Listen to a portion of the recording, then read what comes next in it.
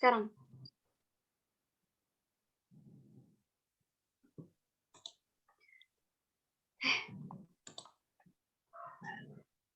Hai teman-teman, kami dari kelompok 6 mau mempresentasikan materi pembayaran internasional. Saya Rosa Virginia Della Yolanda.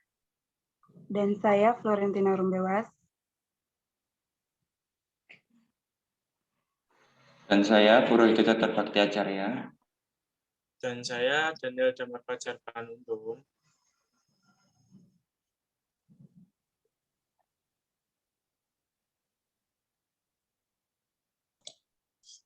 Pembayaran internasional. Pembayaran internasional adalah pembayaran yang dilakukan dengan cara melakukan pinjaman dari luar negeri, sehingga yang diperlukan beberapa cara untuk menyelesaikan hutang-hutang tersebut. Adapun alat-alat pembayaran internasional, yaitu yang pertama, uang tunai, yang kedua ada pembayaran kemudian, lalu yang ketiga ada kompensasi pribadi, lalu yang keempat ada letter of credit, lalu yang kelima ada konsinyasi, lalu yang keenam ada wesel, lalu selanjutnya ada emas, selanjutnya ada cek, dan yang terakhir ada PayPal. Yang pertama ada pembayaran antar negara. Barang dan jasa yang diimpor harus dibayar menggunakan valuta asing atau devisa. Devisa diperoleh dari hasil ekspor atau devisa umum, dan dari kredit bank luar negeri atau devisa kredit. Lalu di sini juga ada contoh pembayaran antar negara. Seorang pedagang di Surabaya mengimpor mesin-mesin dari sebuah pabrik mesin di Jepang. Pengusaha di Jepang minta dibayar dalam yen, tetapi pedagang di Surabaya mempunyai uang rupiah. Jadi, untuk membayar impor dari Jepang atau dari negara lain, kita membutuhkan yen atau dolar. Harga yang harus dibayar untuk membeli uang asing disebut kurs. Lalu di sini ada bagian pembayaran antar negara.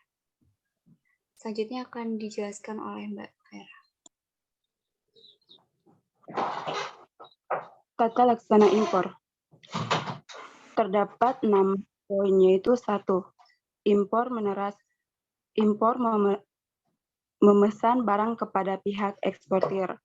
2. Importir membuka letter of credit pada bank atas nama eksportir di luar negeri. 3. Bank memberitahu kepada ekspondennya di luar negeri bahwa telah dibuka L atau C untuk eksportir tersebut. 4. Bila barang sudah dihalalkan, maka dokumennya dikirimkan kepada bank di luar negeri. 5. Membayar barang yang dikirim dan memberitahukan kepada bank di dalam negeri. 6. Importir mengurus surat-surat atau kononsmen pada perusahaan pelayaran yang mengangkut barang dari luar negeri dan menyelesaikan BA masuk pada pabean dan urusan administrasi lainnya. Pasar valuta asing. Permintaan akan valuta asing berasal dari para importir yang memerlukan devisa untuk membayar impor. Penawaran valuta asing berasal dari para eksportir yang hasil ekspor dalam uang asing atau kredit bank. Pihak-pihak yang menjual beli valuta asing adalah bank devisa, penukaran uang resmi, makelar valuta asing. Selanjutnya dibahas oleh Damar. Selanjutnya, yang B adalah penentuan kurs valuta asing. Kurs valuta asing adalah harga valuta asing. Dengan demikian, kurs menunjukkan berapa rupiah yang harus dibayar untuk satuan uang asing atau sebaliknya.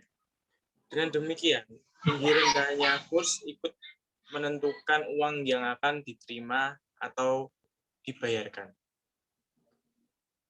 3 sistem atau cara untuk menentukan tinggi rendahnya kurs. Yang pertama adalah kurs tetap atau fixed exchange rate. Kurs yang tidak berubah berubah-ubah karena dikaitkan dengan emas sebagai standar atau patokannya. Atau dengan kata lain, kurs ini sudah tetap dan tidak bisa diganggu-gugat besarnya berapapun itu. Yang kedua adalah kurs bebas atau floating exchange rate. Kurs ini adalah kurs yang sewaktu-waktu dapat naik atau turun karena ditentukan oleh permintaan dan penawaran di pasar bebas. Dengan demikian, kurs ini dapat dipahami sebagai kurs yang bisa naik turun karena suatu adanya entah itu lebih tinggi penawaran atau lebih rendah permintaan dan sebaliknya. Makanya bisa dikatakan adalah termasuk kurs bebas. Yang ketiga adalah kurs distabilkan atau managed floating, yang artinya ditetapkan oleh pemerintah atau bank sentral dalam perbandingan tertentu dengan dolar atau valuta asing. Selanjutnya akan dijelaskan oleh Purohito. Ya, yang selanjutnya ada penyesuaian kurs valuta.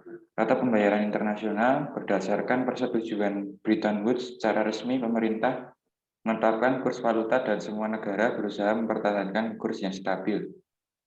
Kurs yang sesuai berarti pada dasarnya mata uang dikatakan sesuai bila sesuai dengan perbandingan daya beli valuta itu.